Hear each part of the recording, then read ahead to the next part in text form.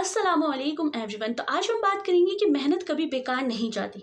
कई बार हम एग्ज़ाम देते हैं, एग्ज़ाम हमारा जो है क्रैक नहीं होता, तो हम लोग के माइंड में जो है नेगेटिव थॉट्स आने लगते हैं कि हमारे इतने मेहनत करने का कोई फ़ायदा नहीं हुआ। जब भी आपको ऐसा लगे तो आपको ये याद रखना कि जब एक फार्मर अपने खेत में बीज बोना नहीं छोड़ता, चाहे बारिश हो या ना हो, वैसे ही आपकी मेहनत भी एक दिन ज़रूर रंग लाएगी। अगर आपका एग्ज़ाम क्रैक नहीं होता, एक बार नहीं होता, 2 बार नहीं होता, 3 बार नहीं होता, तो आप अपनी मिस्टेक को एनालाइज करें। आप देखें कि आपकी ऐसी क्या गलतियां हो रही हैं जिसकी वजह से आपका एग्ज़ाम क्रैक नहीं हो रहा है।